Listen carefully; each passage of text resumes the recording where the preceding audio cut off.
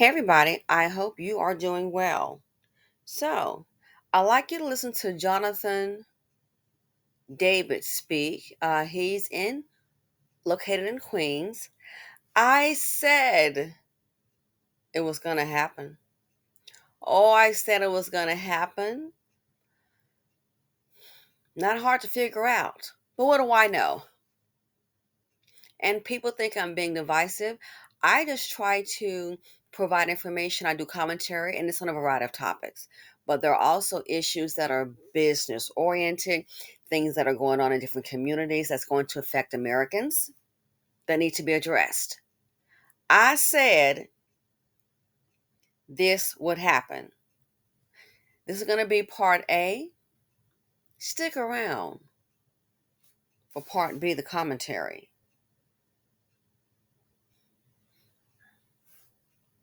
Here we go. That want to give the illegals the public housing, which is fully funded by the federal government. I promise you. Mayor Adams is going to come out and he's going to say, hey, I got a great idea. Instead of paying $2, $3, $4,000 a night for these migrants, let's just give them Section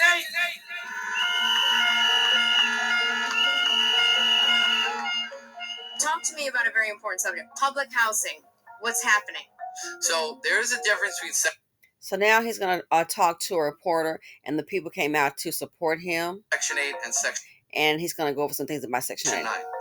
Section 9 was a way for low-income families to have home ownership.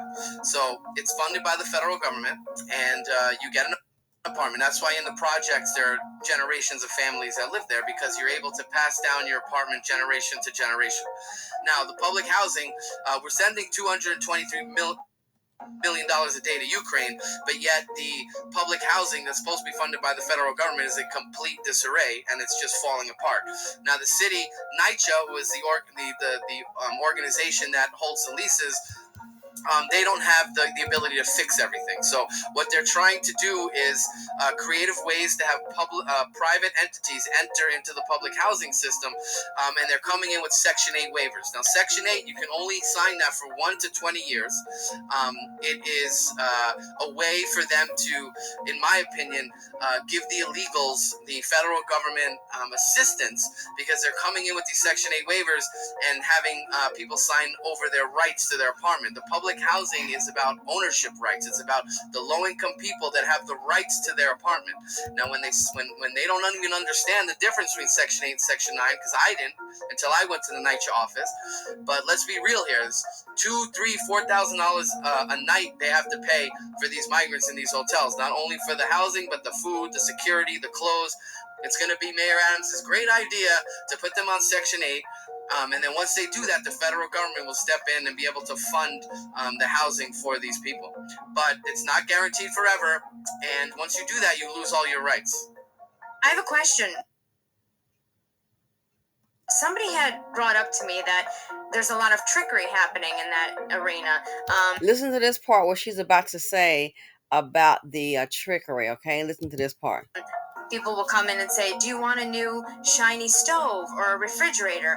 It's free. Just sign this paperwork. People living under Section 9 contracts are now in Section 8, and then they can be kind of evicted. Is that true? Any truth to that? Yeah, so if you have an apartment that your family, your grandma, your daughter is living in these public housing, and the place is in disrepair because it's 30, 40, 50 years of people living there.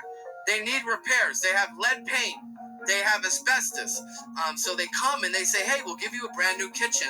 Just sign this paper, and they're signing the Section 8 waiver, and they're not able to pass down their apartment anymore. They're putting it into a situation where in about 10 years, the landlord, who's a private owner, can put them back onto market rate. Now, in Section 9, in the public housing, let's remember that the market rate rent is probably $1,800, $2,000. And that's where they're basing their 30% of your income in order to pay for this apartment.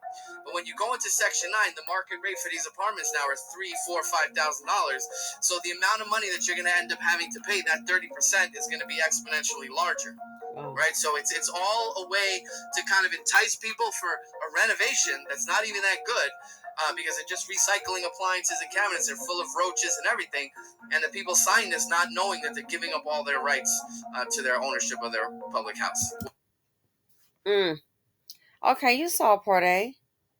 Let's discuss it. It's time for part B. The next video will be the commentary. Mm-mm.